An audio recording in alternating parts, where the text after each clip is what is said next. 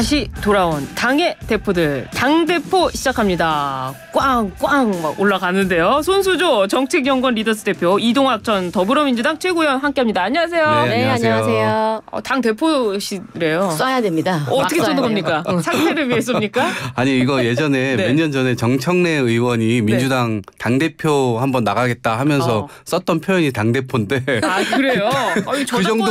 그 정도 화력을 쓰려면 굉장할 텐데.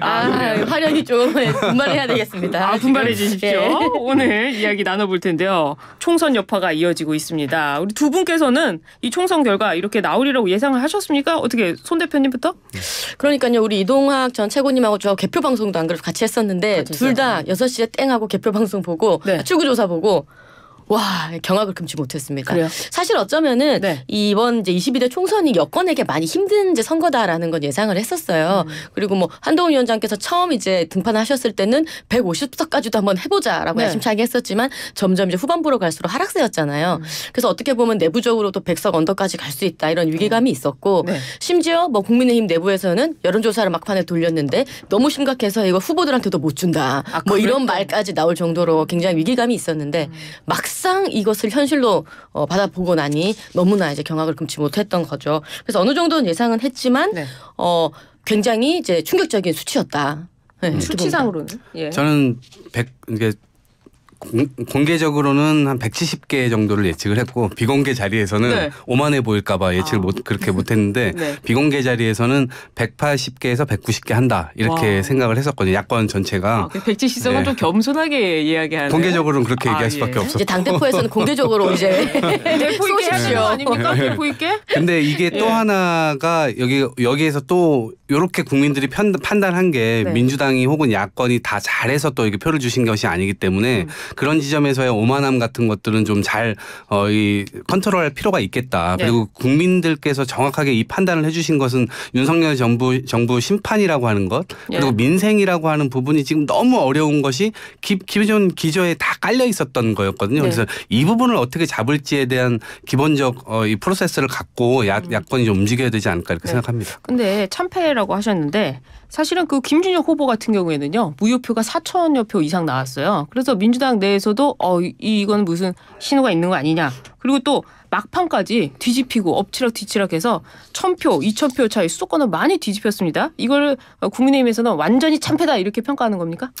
그러니까요. 사실 그 깜깜이 선거가 있었던 직전 그 여론조사 공표를 못하는 기간이 있잖아요. 그때 민주당의 그 이 막말 불공정 이슈, 그러니까 양문석, 뭐 김준혁 이런 이슈들이 막 터졌잖아요. 어쩌면 이 기간이 조금 더 길어졌으면 사실 더 많은 골든크로스가 일어났을지도 모른다 이렇게 생각을 해요. TK는 결집을 해서 완전히 다 이겼잖아요. 오히려 수도권은 좀 다른데요. 그러니까요. 그래서 이번에 왜 그 수경구 장해찬 후보가 이제 뭐 무소속으로 나왔던 그 지역만 보더라도 여론조사나 이런 추이에서는 굉장히 이제 장해찬 후보가 많이 따라온 것처럼 보였었는데 마지막에는 마치 이제 보수의 표가 결집이 되어서 이제 그 후보에게 몰아줬던 뭐 그런 이제 현상도 보였죠. 그래서 마지막 이제 후반부로 갈수록 점점 보수의 표가 결집이 되어서 많이 이제 올라왔다. 그나마 출구조사 때는 저희 진짜 100선 언더 개헌저지선 무너진 줄 알았어요. 그런데 그나마 좀 이제 접정 이제 지역에서 어느 정도 골든 크로스가 일어났어가지고 108석 나왔는데 개헌저지선. 그러니까 지금 어떻게 보면 21대보다 몇 석 더 가져간 거긴 해요. 그렇습니다. 그런데 집권 여당의 선거였어요. 집권 여당이 이 정도도 못하고 특히 지금 야당의 두 대표가 재판받는 그런 신세인데 이 두 대표를 상대로 이 정도 스코어가 나왔다는 건 참패죠. 참패다.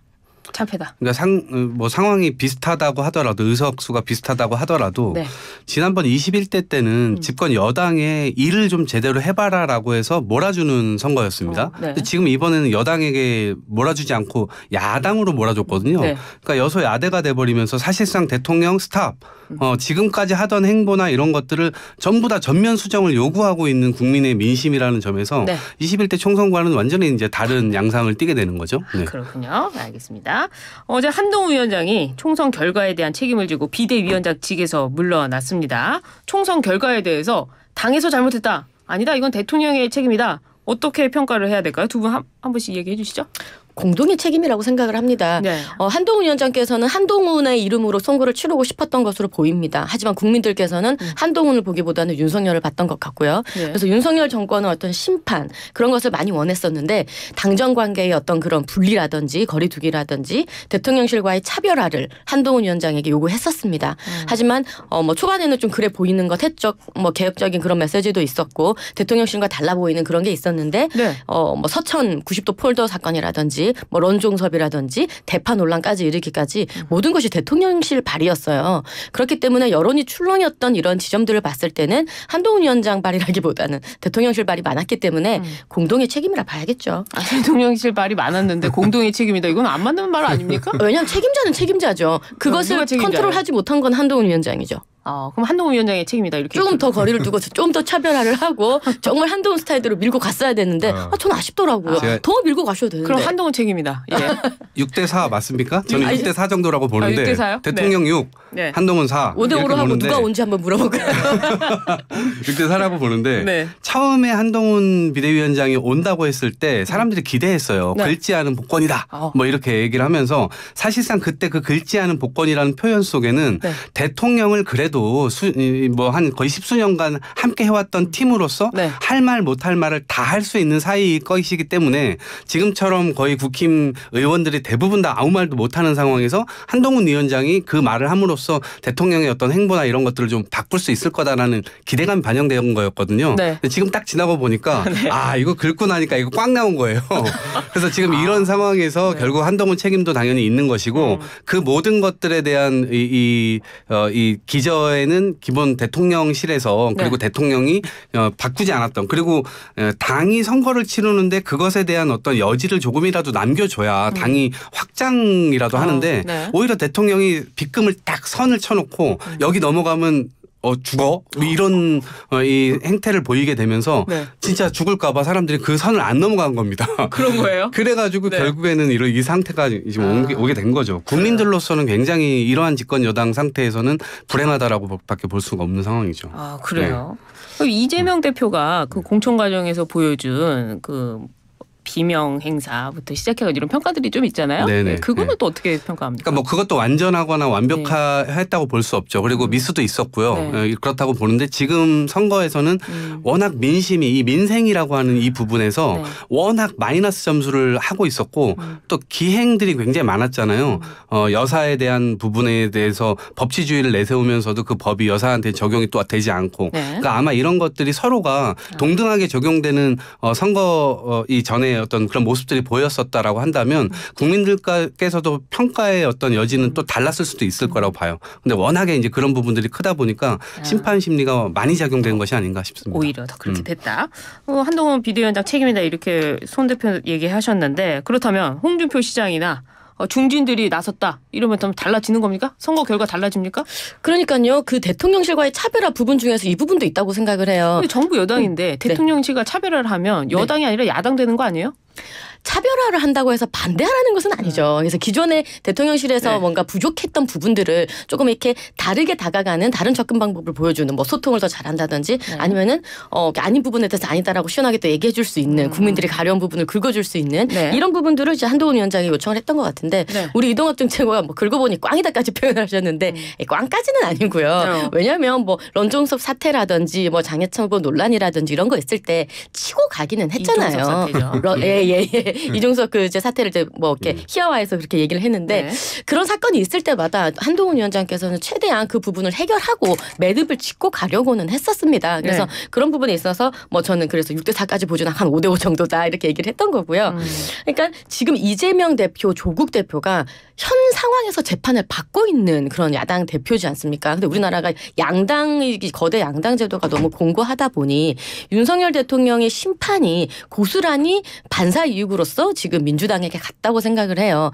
초반에 말씀하셨듯이 너무 민주당이 잘해서 좋아서 그렇게 표가 갔다고 저는 생각하지는 않고 그래서 이번 총선을 치르면서 정말 정책이 사라지고 너무나 혐오만 남았던 그런 선거다 이렇게 생각을 해요. 어느 정도라고 보냐면 양문석, 김준혁 이런 그 논란들 있지 않습니까? 이 정도면요. 정말 선거판 흔들린 정도가 돼야 돼요. 근데 너무나 이 혐오 정치가 대한민국이 좀 공고해져 버리다 보니까 이 정도 가지고는 거의 판도 안 흔들리는 상황이 돼버린 것 같아요. 그래서 좀 이런 부분을 되게 씁쓸하게 봤습니다. 저는. 그러니까 그 혐오라고 하는 것도 그렇고 네. 누가 이제 생산을 하는가 이걸 보면 그 진원지는 최초의 진원지는 대통령인 거예요. 아, 이 진원지 대통령이다. 네, 김진영 후보나 양문석 의혹이 네. 대통령이 만든 네, 겁니까? 그거랑 등가적으로 볼 수는 없을 텐데 네. 왜 그러냐면 지금의 모든 전국 혐오적인 전국은 대통령이 만들고 있다라고 보는데 대통령 당선되기 전만 하더라도 선거운동하면서 김대중 노무현 전 대통령들을 엄청나게 칭찬을 하고 자기가 닮고 싶은 사람들이다. 배울 점이 너무 많다. 이런 사람들처럼 그 길을 가겠다. 그래서 정치에 대한 기본적 변화와 이 여러 가지 뭐 개혁 과제들도 쫙 내면서 뭔가 할 것 같았잖아요. 근데 사실상 했던 건 2년 동안 해왔던 거는 야당 대표를 한 번도 만나지도 않고 오히려 수사 대상자로 딱 올려놓고 네. 그런 사법적인 공격들로 이 2년을 지금 채웠거든요. 그러면서 사실상 민생에 있어서의 어떤 유능함이나 이런 것들은 보여주지도 못했고 네. 그런 관점에서의 문제가 있었다고 보고 이번 한동훈 위원장도 들어와가지고 처음에 이 대통령과 어떤 뭐 이렇게 의견 차이가 있었던 게 네. 그런 거 아니겠어요? 그 명품백 사건 가지고 자기가 말을 제대로 못했던 국민의 눈높이에 맞지 않다 이런 정도로 굉장히 얕은 수준의 발언을 했었음에도 불구하고 바로 며칠 뒤에 가가지고 90도 폴더 인사하면서 그래서 사실은 이번 선거 캠페인에서 뭐 오히려 야당 심판을 내걸고 뭐 2조 심판론 내걸고 586 뭐 청산 내걸고 이러는 게 국민들의 눈높이에 안 맞았던 거죠. 그리고 거기에 더해서 지금 말씀하셨던 뭐 홍준표 시장이라든가 유승민 전 의원이라든가 이런 분들을 적극적으로 포용하고 이분들과 함께 어떤 전선을 짜지 못했기 때문에 확장하는데 한계가 있었다라고 보는 거죠. 한동훈 위원장이 홍준표 시장이나 이런 중진분들을 모시고 좀 더 확장을 했어야 됐다 이 그렇죠. 말씀이군요. 알겠습니다. 한동훈 위원장 향후 계획에 대해서 특별한 일은 없지만 어디서든 나라 걱정을 하겠다 이렇게 얘기를 했어요. 어떻게 봅니까? 네, 이제 비대위원장의 사태로 말미암아서 국민의힘에서는 전당대회가 이제 불가피하게 됐습니다. 이제 뭐 당내 안에서는 당 대표가 그 당권을 다음에 이제 누가 가져갈 것인가가 초미의 관심사가 될 거고 네. 아마 한동훈 위원장께서는 당분간은 뭐 정치 일선에 나서지는 않을 것으로 보여집니다. 그래요? 그리고 뭐 국민들께서의 어떤 이제 판단이 네. 이제 성적표가 어떻게 보면 검사 정권에 대한 그런 비판, 심판의 성격이 또 있었기 때문에 사실 또 이제 그런 슬로건을 내걸고 했었고 그런 게 지금 있기 때문에 이 상황에서 우리가 참패했다 뭐 이제 졌다라는 상황에서 비대위원장이 계속 정치 일선에서 나서긴 조금 힘들어 보이고요. 다만 이제 그 다음에 이제 당권 이제 보수의 미래 뭐 이런 걸 생각했을 때 정말 우리가 어떤 지점에서 이렇게 패하게 됐는지 어떤 지점에서 국민의 눈높이에 안 맞았는지를 정확하게 파악하고 이 부분이 변하지 않으면은 계속 도돌이필 겁니다. 그래서 전당대회를 저는 좀 굉장히 유익 있게 관심 있게 지켜볼 예정입니다. 전당대회는 김기현 대표가 사퇴함으로써 한동훈 비대위원장이 오게 된 거고 전당대회는 예정돼 있었던 거죠. 알겠습니다. 그러니까 이제 이 한동훈 위원장은 무대 위에 딱 올라갔을 때 보여줬던 모습이 사람들이 처음에 긁지 않은 복권이라는 그 표현 속에는 어쨌든 새로운 정치를 보여줄 것이다. 세련되게 할 것이다. 이런 것들에 대한 기대감이 그래도 있었던 것 같아요. 민주당에서조차도 야 한동훈이 나오면 정말 이거 위험해질 수도 있다. 이런 위협을 초반에는 느꼈었거든요. 그런데요? 그런데 말씀하시는 게 계속 깐족되는 그런 느낌이나 너무 가볍거나 혹은 자기의 비전이라든가 이런 것들이 막 준비돼서 보여지는 게 아니라 오히려 상대방을 비판하는 데 있어서의 어떤 이 모습을 너무 강하게 보여주셨기 때문에 지도자로서의 어떤 느낌이라든가 이런 이미지를 만드는 데는 이번 판에 실패했다. 더더군다나 지난번 모의고사라고 할 수 있는 강서보궐선거에 참패를 했고 그 참패의 원인을 나름대로는 복귀해봤을 텐데 그 복귀된 것을 이번에 전혀 적용하지 않았다. 그런 지점에서 이 앞으로의 어떤 기대감이나 이런 것들이 뭐 지지층에서는 모르겠어요. 국민의힘 지지층에서는 모르겠지만 중도층이라든가 이런 데에서는 완전히 이제 그 기대까지 그냥 다 접었다. 접었어요? 이렇게 말씀을 드리고 싶습니다. 그렇군요. 한동훈 위원장에 대해 굉장히 야박한 평가를 두 분께서 해주셨습니다. 어제까지 선거운동 열심히 하고 또 갔는데 너무 또 야박하게 이렇게 할 필요는 없지 않습니까? 어차피 떠난 사람이라고 평가를 하시니까요. 알겠습니다. 한동훈 위원장 얘기가 나왔으니까 이번에는 민주당의 이재명 대표 이야기로 가보도록 하겠습니다. 이재명 대표 민주당의 압승으로 목표치를 초과 달성했다. 이렇게 본다면 민주당 안에서의 이재명 대표 체제 공고해졌다. 이렇게 볼 수 있을 것 같은데요. 민주당부터 먼저 얘기해 주시죠. 네. 이거 공고해졌다. 공고해진 상황은 맞는 것 같고요. 앞으로 어떻게 하느냐에 따라서 이 공고함은 다시 약화될 수도 있고 강화될 수도 있는 건데 왜냐하면 아까 제가 말씀드린 대로 이거 민주당이 너무나 잘해서 아유 너무 예뻐서 국민들께서 야 너네 정말 잘해가지고 준 이게 아니잖아요. 이렇게 오해하면 큰일 납니다. 아, 그거 큰일 나는군요. 네. 민주당 잘해준 거 아닙니까? 네, 민주당은 도구예요. 도구. 아, 도구예요? 윤석열 정부 심판이라든가 윤석열 정부의 정확하게 잘못하고 있는 민생 이런 부분들에 대해서 네. 이재명 대표가 앞으로 정치 역량을 어떻게 보여줄 것이냐.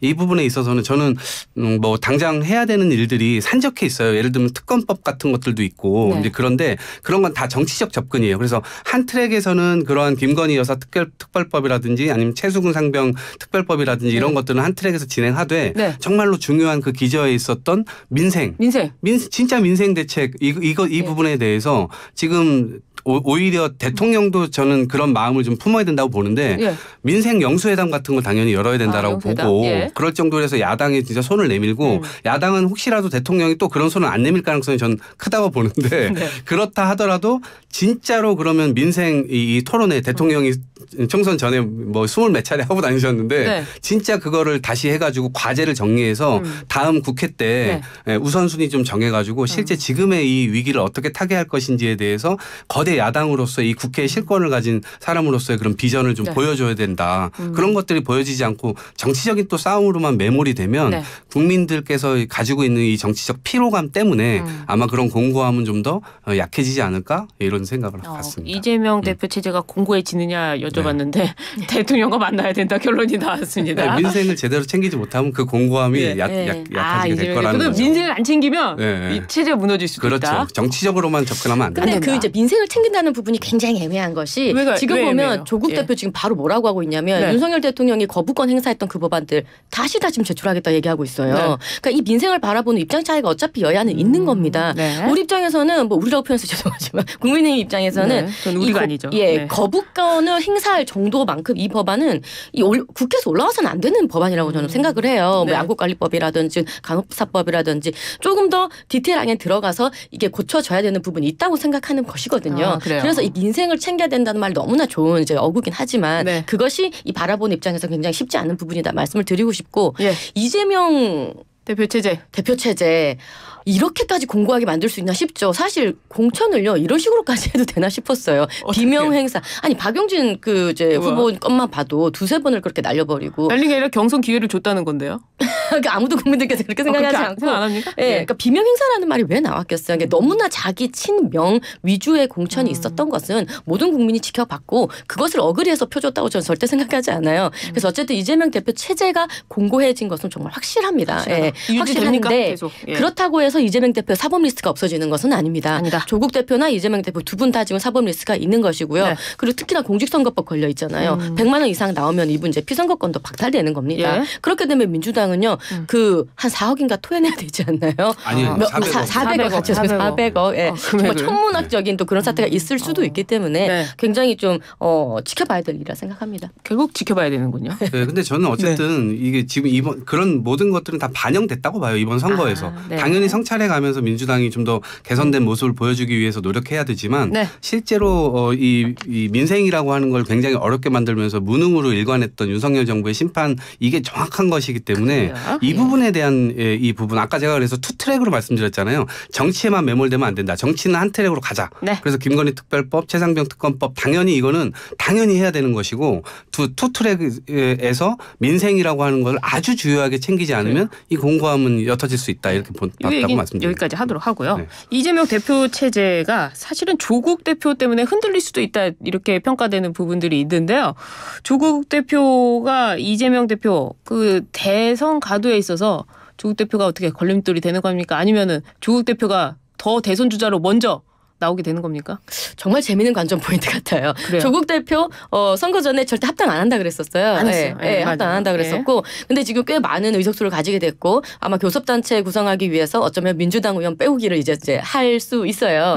그리고 이제 조국 대표 같은 경우는 이제 대법원 판결만 남겨놓고 있는 상황이기 때문에 네. 굉장히 조급할 수 있습니다. 이재명 대표에 비해서요. 그렇기 때문에 불과 당선된 하루 만에 어제 바로 김건희 여사님 특검법 뭐 이런 것들 지금 예. 이제 막 쏘아붙이고 김건희 여사 있는데 예. 그렇기 때문에 조국의 어떤 그 선명성, 뭐 3년도 길다라는 캐치프레이즈로 나왔던 만큼 어떤 그런 선명성이 네. 어쩌면 민주당의 그 대선 가도에 있어서 더 많은 소구력을 가질 수도 있지 모르겠다 생각됩니다. 어떻게 돼요? 어제 조국 예. 이 조국 혁신당에서 다 검찰청 가가지고 네. 예. 빨리 이제 김건희 여사를 수사해라, 조사해라 네. 이렇게 얘기를 했는데 결국 그러한 이 부분들 쇠빙선 역할을 하겠다라고 했기 때문에 쇠빙선 역할을 하겠다. 그러한 역할 먼저 뚫고 나가는 역할들을 할 것이고 적절하게 이제 민주당은 그런 뭐 어떻게 보면 대형 항공모함인데 네. 그런 지점에서 동의할 부분이 있으면 당연히 같이 하는 거예요. 아마 그런 부분들은 저는 동의할 것 같아요. 그래서 저는 단순히 두 분의 어떤 경쟁 관계 여기에 포인트가 있는 게 아니라 네. 한쪽에서는 협력할 지점도 굉장히 많고요. 또 하나는 건강한 긴장 관계를 유지할 수도 있어요. 그래서 이거 자체가 예. 하나의 이 야권을 새롭게 어떻게 보면 뭐 상대방이 없다 그러면 예. 경쟁 상대가 없다 그러면 스스로 그냥 꼬꾸라질 수도 있는데 경쟁 상대가 있으니까 더 개선하기 위한 노력이나 이런 것들을 민주당 차원에서 더 많이 하겠죠. 예. 당연히 조국 혁신당도 하게 될 것이고요. 그런 것들이 결국 국민에 위한 정치 서비스가 훨씬 더 좋아지는 형태로 저는 나타날 것이라고 보고 네. 이번에 사람들이 이제 당을 하나로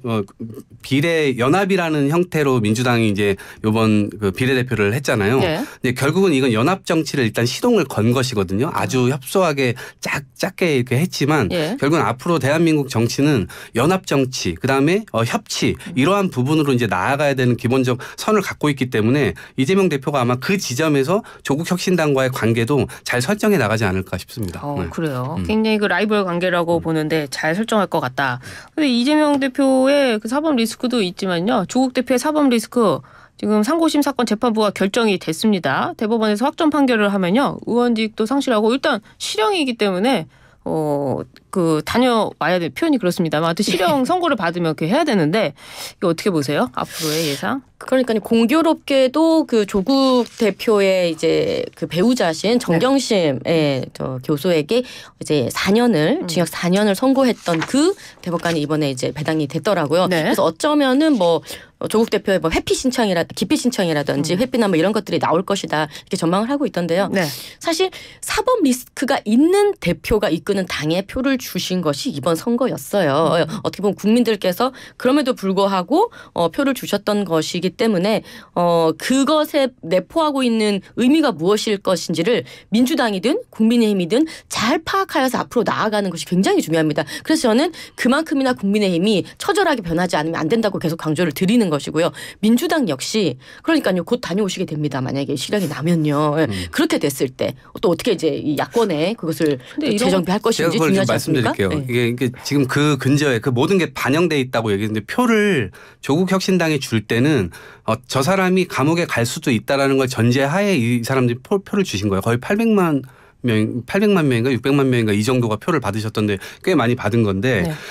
그 근저에는 저는 과도한 사법권의 남용 이런 것들이 이제 대통령 중심으로 검사 정권을 중심으로 해가지고 이 야당을 계속해서 어떻게 보면 과도하게 자기가 잘못한 것에 비해서 훨씬 더 과도하게 이 문제를 털었다라는 이제 지점에서의 국민들 소구력이 있었던 것이고 이것을 이제 바로잡기 위해서 조국 혁신당에서 내걸었던 게 당연히 김건희 여사 특검법부터 시작해서 이 검찰 개혁 그다음에 뭐 최상병 특검 뭐 이런 것들을 다 내걸고 이제 된 거 아니겠습니까? 근데 그런 지점에서의 국민들의 염원이 여전히 있을 것이라고 생각하고 조국 대표가 저는 감옥에 간다 할지라도 국민들 속에서 살아 있으면 정치인이라고 하는 건 감옥에 있건 아니면 뭐 밖에 있건 간에 중요하지 않다. 그런 지점에 옥중 정치를 하시는 국민들 건가요? 속에서 살아 있다면, 근데 국민들이 결국 진짜 너무 잘못해서 너무 나쁜 사람이라면 그거는 그 정치인은 이제 죽을 수밖에 없는 거죠. 실형 나오면 좀 달라지지 않을까요? 그거 다 전제로 하고 있다고 생각합니다. 사법 리스크로 보자면 조국 대표는 징역 2년의 실형 선고 그리고 뭐 최근에 다시 재수사가 시작된 뭐 울산시장 선거도 있습니다만은 이재명 대표에 대해서는 과거에 그 동작의 이수진 의원이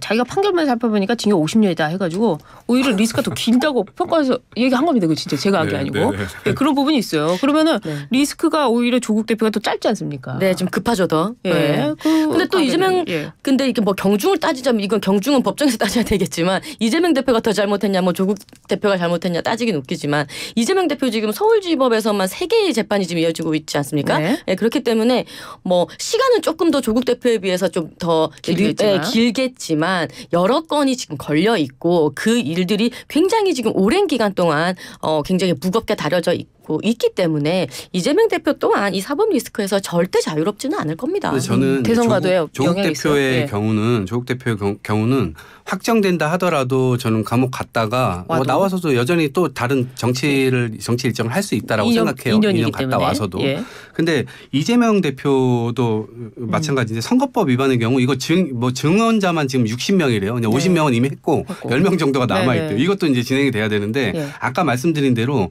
이 재판으로 인해서 한 정당이 400여 원을 다시 토해내야 될 수도 있는 결과를 가져오게 될 거거든요. 네. 저는 재판부에서 그런 결정을 내리기가 쉽지는 않을 거라고 생각을 해요. 네. 그런 생각이 하나가 있고 대장동 건이 걸려 있는 거 백현동 이게 굉장히 복잡한 사건이에요. 네. 그래서 심리나 이런 것들 서로 또 증인 요청하고 그거 받고 네. 이 과정이 아주 지지부진하게 지난하게 진행될 수밖에 없기 때문에 장기적으로 그냥 갈 수밖에 없는 거예요. 네. 그래서 그건 이미 반영돼서 지금 이재명 대표의 정치 일정이 진행되고 있는 거다라는 네. 말씀드립니다. 알겠습니다. 이 개혁신당 이야기로 가보도록 하겠습니다. 개혁신당 이준석 대표 본인이 국민의힘에 있을 때 대통령 만들어내지 않았습니까? 근데 지금은 야당이 돼서 3년도 안 남았다 이런 얘기하고 있어요.